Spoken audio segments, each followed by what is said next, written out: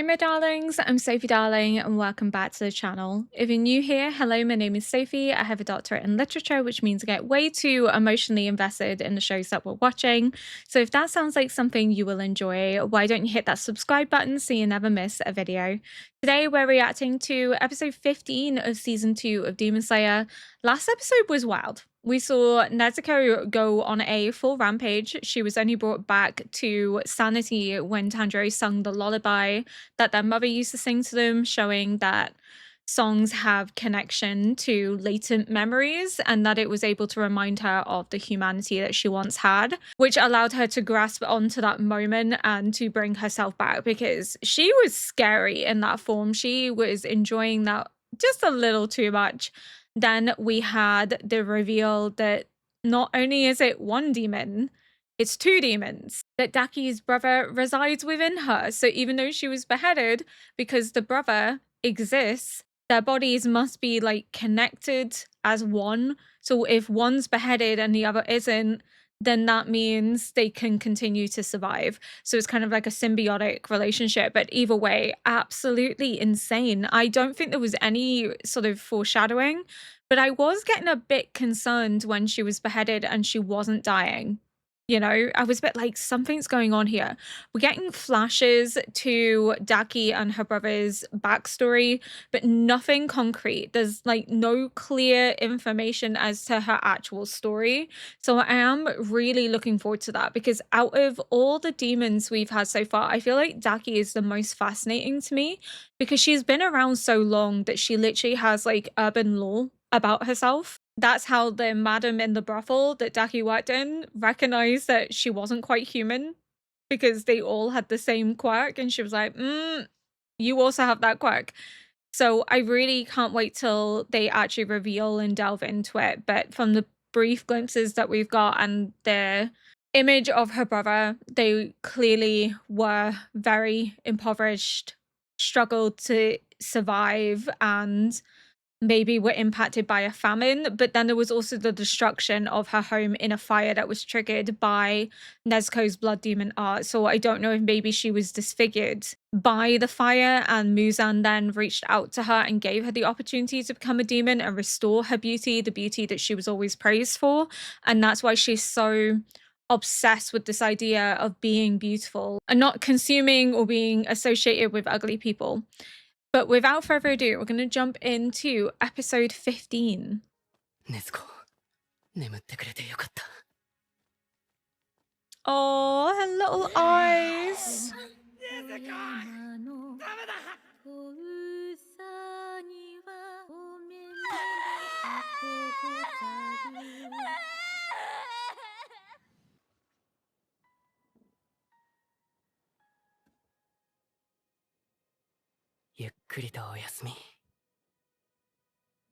Oh, well-deserved little rest. 今度は戦い抜く。最後まで。 I hope he doesn't push himself to the brink. He has a habit of doing that. He's so desperate to save as many people as possible, which is so admirable. But he puts himself in such danger in the process. お前違うな。今まで殺した柱たちと違う。I have killed. Not him and Daki. I have killed. 選ばれた才能だな。才能？え？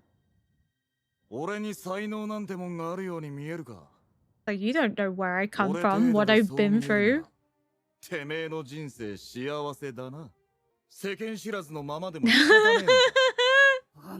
He's really like, you're so narrow-minded. 知らねえだろ。この国はな、広いんだぜ。すげえ奴らがうようよしてる。刀を握って二月で柱になるようなやつ。 In 2 months. 俺が選ばれてる。ふざけんじゃねえ。 He's basically like, I pale in comparison to some of the people in this world. Like, if you genuinely think I have talent, God, these two that I know that are also Hashiras will blow your fucking mind. But the Miss Hashira picked up a sword and became a Hashira within 2 months. That's crazy.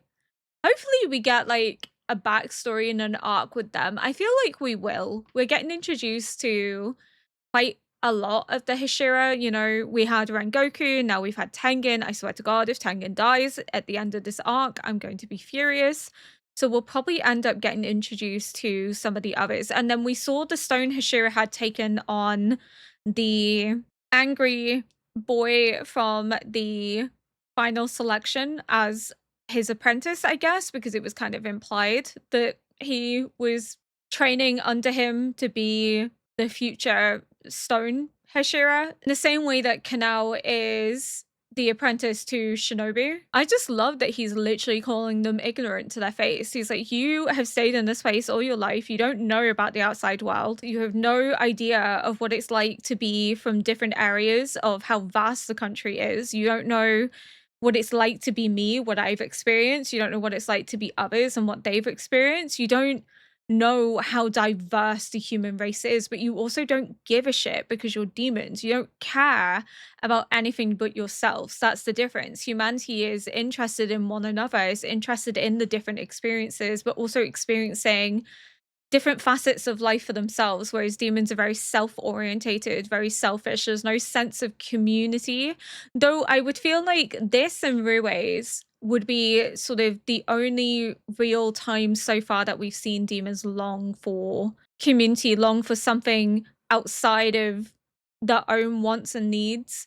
And maybe Muzan, because I feel like Muzan setting up this whole establishment isn't just solely because he needs soldiers, but there could be like a desire for connection that he can't have with humans because he's a demon. Of course, he can like pretend to be human, he can mask his aura, but I don't know, maybe there is like a deeper longing for something that you once had as a human that you'll never get back. But Rue built his own family because he wanted that connection, that family love once more, but just didn't quite understand how to have it because he couldn't remember what it means to care about someone other than yourself, to love someone other than yourself, and was going about it through inciting trauma and harm rather than fostering a supportive environment. And then we have this brother-sister dynamic, which we don't really know much about because we've only really had it revealed last episode, and then we're seeing little glimpses here, but he seems to be quite caring of Daki. He seems to be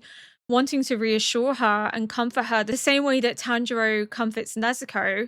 So maybe this is like the closest thing we see to community. He's literally like, the fact that you think I have talent just goes to show how narrow-minded you are. Is a very blessed, privileged position that you've never had to witness the lengths of human suffering, but also human perseverance and the attempt to establish a better life for yourself. It's not something they can remember from their time as humans. They likely did suffer, but now that they're demons, that suffering's kind of fallen into the wayside. They don't remember it the same way that humans do. So they don't use it as the motivator to get stronger, to be more educated, and to embrace the different aspects of the world around you.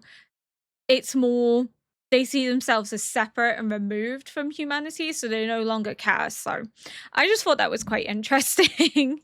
俺の手のひらから今までどれだけの命がこぼれたと思ってんだ。そう。俺は煉獄のようにはできねえ。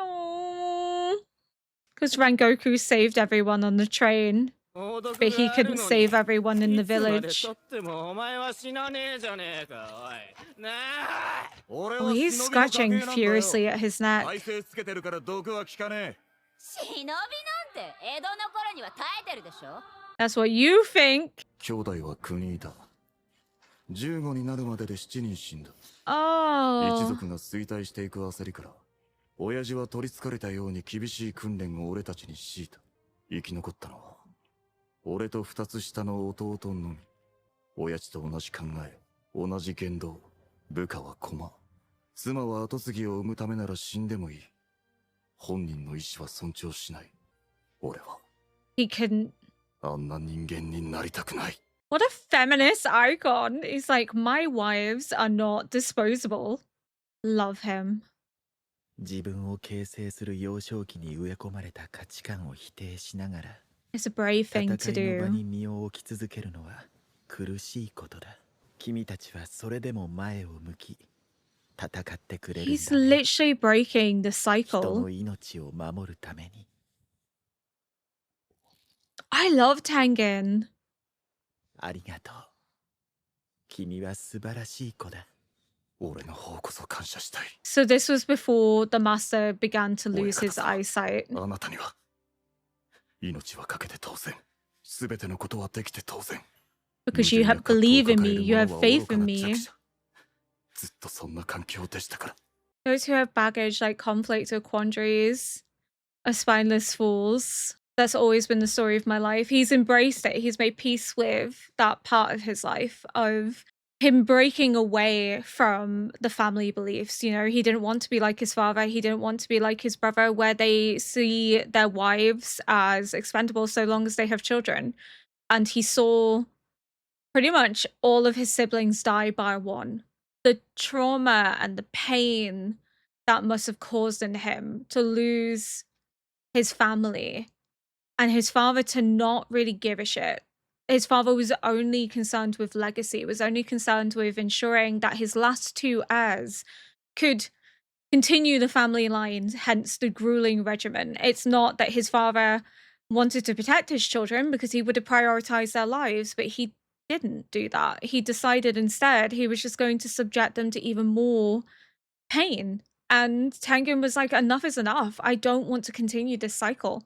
I want to break away from this. And that's why he has established this idea with his wives that they need to protect their own lives above all else, and why he is prioritizing their lives above everything else, because no one else in his clan was willing to do that bar him. He's decided that his wives aren't expendable. They mean everything to him. And if it means sacrificing himself to save them, he's going to do it. Because no one else in his clan would ever think to act that way. He's such a good guy. Like, he's so good. And the fact that he's like Rengoku, in the sense that both of them have had like traumatic upbringings. You know, Rengoku lost his mother, had a father that was so lost in his pain that he wasn't there for his sons the way that he should have been.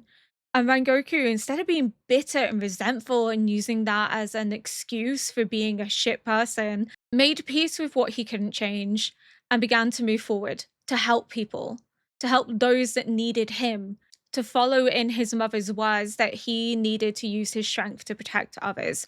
And similar to Rengoku, we have Tengen. He's like, I can't be like Rengoku. And that's in regards to the fact that so many people have died and he feels like he's let himself down. All these lives have slid through his fingers because, again, his wives come above civilians. So whilst he was prioritizing his wives, the civilians ended up dying in the process, which is different to Rengoku, because Rengoku would prioritize civilians over all else. So it's just a difference in their philosophy, but Tengen's here now.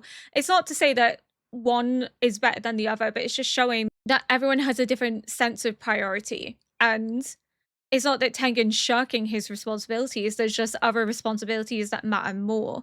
And the master wouldn't think less of him for living up to those priorities because he knows Tengen. He's interacted with him. He's acknowledged that it's agonizing and a difficult weight to know that you have left everything you've ever known, that you've broke away from what you've been taught to pursue a different path.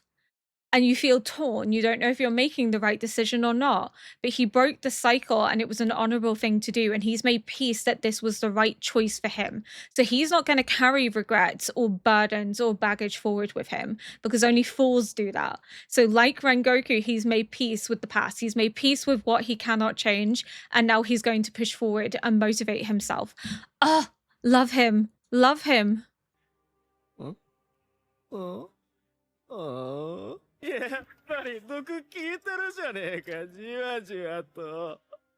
You can see it at the temple. いや、全然聞いてないね。踊ってやろうか。Want to see me dance? Oh. 俺の妹を蹴んじゃねえよな。これ来てやる。My god, he's so fucking cool. 鬼の体を傷つける威力。斬撃のわずかな摩擦で外る。Do they have wisteria in them? すぐ攻撃食らうからな。 She's always taking a hit, that one. 頭身が伸び。刃先を持ってやがる。どういう握力してやがる。Oh, he's so fucking cool. That was so close. She's like, not again. Like, it's personal.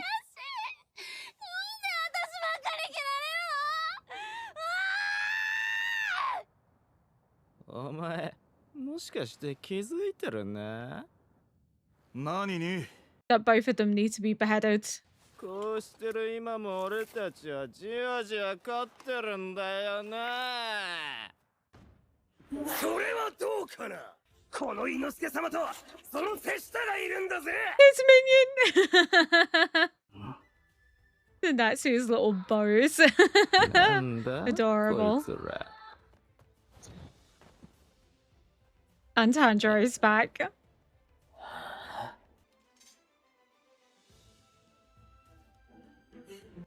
They're gonna tag team, aren't they? Like, they're gonna take one demon between two. Oh, his wives.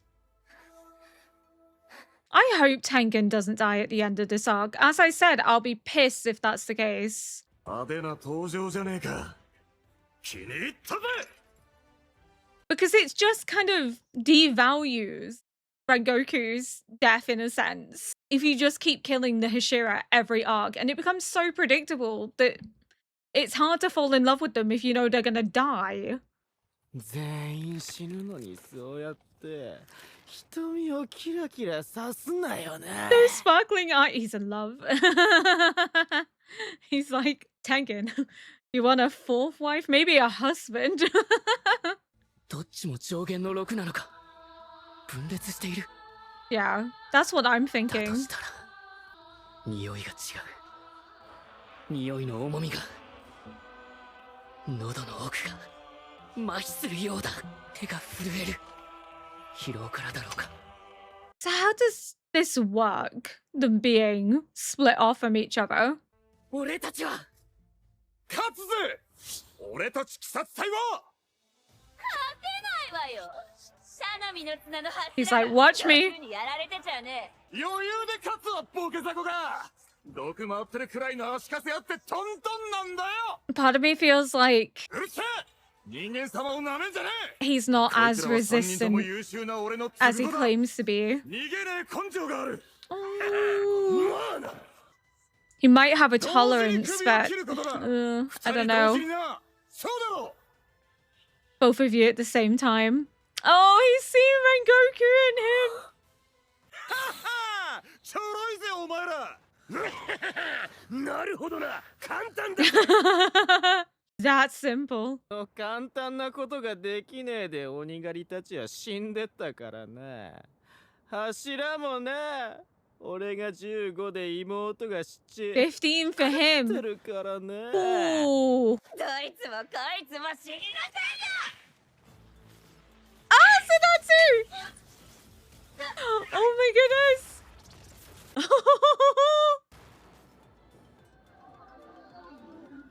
Like, you wanna fight, you gotta fight. ミミズ女は俺と寝ぼけベルに任せろ。お前 Yeah, ら they're そのカマキ splitting リを off. 倒せ。わかったな。 Praying mantis. He does kind of look like a praying mantis. That's fine. Yeah. お前、あの時 Yes, yes, he 俺は is. 君に言いたいことがある。耳を引っ張って怪我をさせた子に謝れ。 He's not let that go. He's so angry. 何をしても許されるわけじゃない。お前みたいなブサイクが私と対等に口を聞けると思ってるの？ This world, こ duh, の街じゃ Ducky. 女は商品なのよ。売ったり買ったり壊されたり。 This is part of her backstory. ブサイクは飯を食う資格ないわ。何もできない奴は人間扱いしない。No, that's really interesting. The symbolism there, you know, she's talking about how women are merchandise, they're bought and sold, they have no right to choose their own life. And she's also then showing the faces that are leering at what may be her, but may not be. It may just be part of the analogy. But then the way that she's saying, ugly people have no right to eat any meals. The inept shouldn't be treated as humans. Did this maybe happen to her? Or maybe she witnessed this happen to her brother? Because she was born with the beautiful face, but her brother clearly wasn't. Her brother clearly was born with blemishes. And that maybe she found some aspect of a comfortable life because she could be sold as merchandise because of her beauty, but then her brother couldn't, so then he was seen as inept and therefore not treated as a human. And this is kind of the message that they've imbibed, even though this is how they were treated. It's like they've forgotten the human aspect of themselves. They've forgotten what would connect them to others, because again, as they become demons, they forget the element of humanity and empathy. But I just find it very telling that we have the butterfly in the cage and it's burning, so it's alluding to Daki and then the burning house that we saw through her eyes. So I don't know, again, I've said either she's very insecure in that she was seen as ugly, because I've said before that either this obsession with beauty is because it was the only thing she ever had in the world to get by, but she found herself suffering as a consequence of it, or she's so insecure in that she was never seen as beautiful and therefore was mistreated. And therefore she's obsessed with beauty because she's never had it. But the fact that her brother said that she was always born with a beautiful face and then is jealous of Tengen because of Tengen's beauty, it's alluding to the fact that maybe their treatments weren't the same, that she maybe got better treatment because she was more of use to be sold as merchandise because she's a woman, she's beautiful, whereas her brother suffered as a consequence. I don't know. I'm so fascinated. I just so want to know more, but it's just a little heartbreaking to think that if that is the case, that she would lose that ability to empathize, that ability to connect. But again, we see it all the time. All the demons end up losing that aspect, which is why Tanjiro can empathize with their situation, how they ended up being so desperate as to become a demon, but then he can't forgive them for the harm that they've gone on to cause because they've lost sight of what it means to be human, of what it means to feel connected to humanity. 自分がされて嫌だったことは人にしちゃいけない。 That were done to you. 違うな、それは。 Oh, 人にされて嫌だったこと、苦しかったこと。 it's what made us 人にや stronger. って返して取り立てる。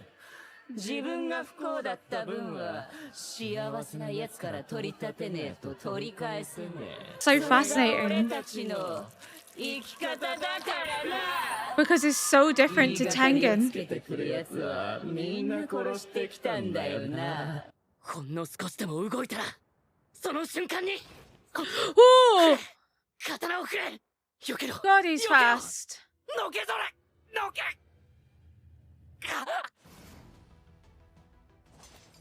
He's like, not on my fucking watch. 逆にかばわれて足を引っ張ってる。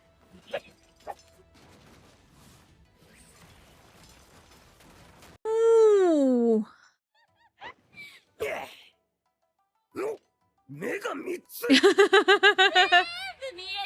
あんたたちの動き。 3 eyes. She only had 2 when she left.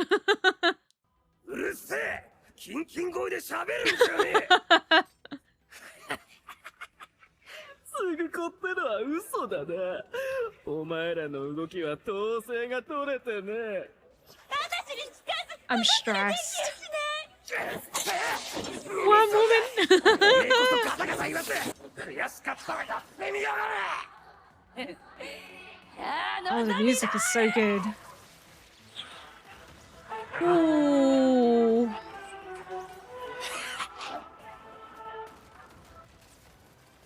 The animation has been outstanding. Outstanding? Yeah, that's the right word. 本当にカマキリみたいなやつだ。なんだこの立ち筋は。Oh no! He's getting more poison in his system.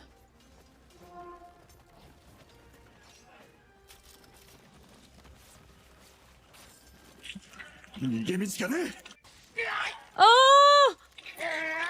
重い攻撃が重い流せ受け流せ Come on, まとも Tanjiro. に受けたら刀が折れる Come on, Tanjiro. 力に力で対抗するなら絶対に弱い方が負ける防御力なら柔軟な水の呼吸が上なんだ受け流すだけだったら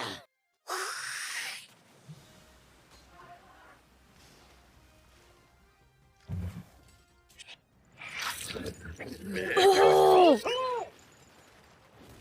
騒がしい技で String 押してきたところ performance. で意味ねえんだよな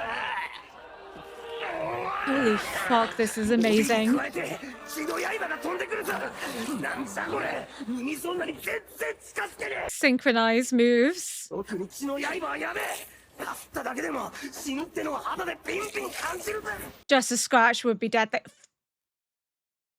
We're losing Tengen this arc, aren't we? I'm gonna be furious if we 攻 do. 撃を減らせ動けてるのが不思議なくらいだ。多分肩の傷が相当深い。早く肩をつけなければ全滅だ。Oh! 苦しい意識が飛びそうだなんとか回復の呼吸を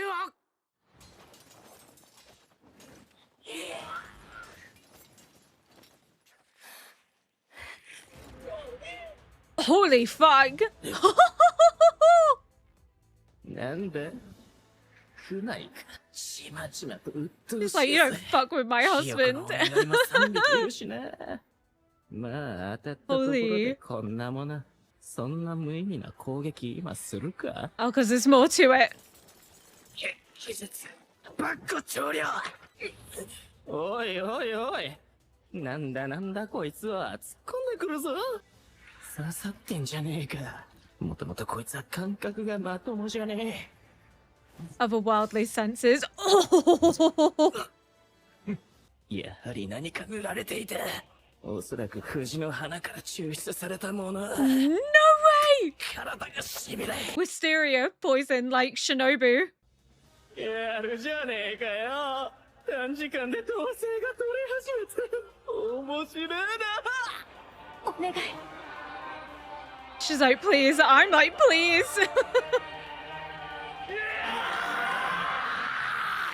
Oh, that's foul. What a cliffhanger. That's bullshit. Everyone's like, please.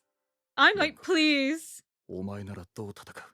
お前のようにはできないかもしれない。You're not Rengoku. You have to do it your way. できはしない。 Oh, stop. 煉獄。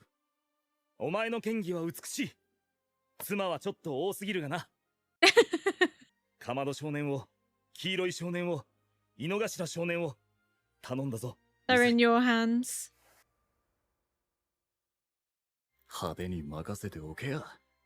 次回第9話、上限の鬼を倒したら。 Let's go. I don't like the fact that we're seeing so much of him asking Rengoku about how Rengoku would do things. This is making me think that we might lose Tengen. And again, if we have another brother figure, somebody that comes in to be a mentor to these boys only to die tragically, I get the point that it's illustrating the danger of being a member of the Demon Slayer Corps, right? I get it. But I can't take it personally in terms of my heart can't take it. But also, I just won't be able to fall in love with any future Hishira. I fell in love with Tengen after losing Rengoku. If he dies, every time we get Hishira now, I'm going to be like, okay, how long for? Because they're going to die next. It becomes too predictable for me to like it as an element of storytelling. So I hope Tengen does survive this arc. I feel like he may have some resistance to poison, but not to the extent that he's been slashed, because he's... I've got like a hair stuck to me. Ugh.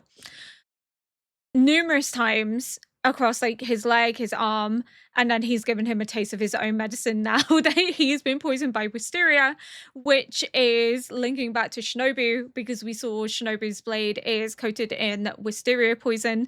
So this is likely something that she gave to Tengen and he's given it to his wives and they've put it on their kunai. So that's an interesting sharing of knowledge right there. What I found the most fascinating was the way in which Tengen is talking about how, like, only fools carry their baggage with them, that you have to make peace with it and move forward, find a new purpose, a new sense of direction. You can't allow your baggage to direct you, otherwise, you're not living an authentic life. Versus these two demons, when Zenetsu's saying, you can't do to others what's been done to you. It's not fair to take that suffering and pain that you felt and exact it on others. And they're like, no, we need to make people pay for everything that we've been through. Everyone's going to pay for the trauma and suffering we were subjected to. So they're allowing their trauma to dictate and rule them. Whereas Tengen is showing a healthier mindset. He's healed from his past. It wasn't easy. It was agonizing, but he's able to let go of it. It doesn't rule him in the same way. And that's why he's able to find this sense of purpose, which is prioritizing his wife's lives, serving as a Hashira, and protecting civilians, and then himself last, you know? The fact that seeing the conflict in mentalities, but also the way in which hurt people hurt people. They are hurt and traumatized by what they've gone through. So now they're exacting it onto everyone without discrimination. They're causing all of humanity to suffer. Everyone is to blame. Versus Tengen, who isn't blaming anyone for what he's been through. It was shit, his upbringing, seeing his siblings die, having a father and a brother that he believes are cruel and doesn't want to be anything like them, to the point that he had to distance himself entirely and strike out on his own. But he's come to terms with that and recognizes that it doesn't define who he becomes. What defines his direction in life is himself, his own strength, his own sense of purpose, his own sense of direction. He can't allow the trauma to rule him, much in the same way Rengoku didn't allow his trauma to rule him. And also, like, Tanjiro, where Tanjiro could have fallen into that dream during the Mugen Train arc, but he chose to let go, to make peace with the past and what he cannot change in order to find a new sense of direction and to move forward. That he couldn't move forward so long as he was still burdened by their deaths. Of course, he'll always remember their deaths, but he's not going to carry the guilt that's attached to it. And Tengen's very much the same way. And just the passing of the torch, the fact that Rengoku comes to Tengen, he's like, you can't be like me, but I also can't be like you. You're exceptional in your own way. We are different to each other, but we both excel in what we do. We shouldn't try to be like one another. But the way that he's passing the torch by saying to him, like, take care of these children, take care of them, look after them. It's up to you now. I'm not able to be there for them and guide them anymore, but you are. So do what I cannot do. I just, every time I see Rengoku, it absolutely breaks my heart. I'm so hyped for the next couple of episodes, especially now Tengen's wife has shown up and she's still recovering, God love her. But she was like, nobody is going to mess with my husband. You know what? More power to her. I would be the exact same way. I'd be like, absolutely fucking not. Especially not Tengen. He's hot. And he's an icon. There's not very many men like him in the world. Gonna protect him at all costs. But my worry for Tanjiro is you can see it. This sense of anxiety and fear that what happened with Rengoku is going to happen with Tengen. This sense of being a liability, that he's not strong enough to help. You know, with Rengoku, he couldn't do anything. He had to sit back and watch. And Rengoku told him not to get involved because he would be more focused on protecting Tanjiro and Inosuke than focusing on the fight with Akaza. And then now we're seeing Tanjiro in a similar position where he's watching Tengen. He nearly gets caught by the blade of Daki's brother. And it's only because of Tengen that he isn't poisoned. So he feels like a liability once more. You know, he's so anxious that he's going to let Tengen down, that he's going to be the reason that Tengen dies. Much in the same way that he kind of blames himself for Rengoku's death. He constantly goes on about, like, if I had been stronger back then, maybe Rengoku wouldn't have died. But I don't think it would have made a difference because Akaza was fucking insanely strong. And here it's very similar. They're so young, they're not to the same skill level of a Hashira, but they are holding their own. They are doing their absolute best, which is more than anyone can ever ask of them. Because even Tengen said to them, you should probably leave because this is well above your skill level. And they didn't leave, and they're working together and they're in sync with each other. You know, Tengen and Tanjiro have never fought side by side, but he's falling into steps and he's utilizing water forms once more. He's stepped away from it because it was nicking his blade, but I think he's realized that the water forms are good for the defense and that their Hinokami Kagure is better for offensive. So water for defensive, fire for offensive. Well, sun breathing, not really fire, but you get the point. So he's able to understand the benefits of both forms and use them as and when they're needed. You know, he was able to protect Tengen from getting hit with the blades, which was wild. Honestly, this arc has been probably up there for me as like some of the best episodes I've seen. I enjoyed season 1, and the Mugen Train arc was absolutely heart-wrenching and phenomenal. But there's something so endearing about the Entertainment District arc. But I think it's just seeing the way that the boys are able to work together more fluidly, how far they've come since season 1, the strength and courage that they possess, and learning more about Tengen and the Hashira has just made this such a delight, coupled with the fact that Daki is such an interesting antagonist. And then the reveal of her brother, and then the fact that both of them have to be decapitated at the same time. So even though the sword is going to his neck, if Daki is not decapitated at the same time, it's not going to work because that's what they figured out. So he's killed 15 Hashira, she's killed 7. Oh my god, I don't even know where to begin. This has just been wild from start to finish. But I just have fallen utterly in love with Tengen. I feel like Tengen and Rengoku are kind of like joint favorites for me. As I said, Rengoku was always going to haunt the narrative, and the fact that we have Tengen literally asking Rengoku, like, what would you have done? Could you have done it better than me? Would it have been over sooner if you were here? And this sense of doubt that he can't live up to Rengoku's reputation, but he doesn't need to live up to Rengoku's reputation because he is just as strong. Rengoku is essentially saying to him, you can do things that I can't do. So instead of looking to me and comparing yourself to me, compare yourself to who you were yesterday and how much stronger you are as each day goes forward. And that's your mission, just to be stronger than you were before, to keep pushing forward, to keep going with your mission. Stop trying to compare yourself to others because, you know, what's the saying? Comparison is the thief of joy, that you'll never appreciate what you bring to the table if you're always comparing yourself to other people. You know, other people have different opportunities in life than you do, but that doesn't mean that they're better than you. You don't know their circumstances just as they don't know yours. Much in the same way that Tengen was essentially saying to the brother, if you think I have talent, then you don't know how hard I've worked to get to where I am today. But also, you're so narrow-minded to think I have talent when I know there's so many other people in this world that would put me to shame.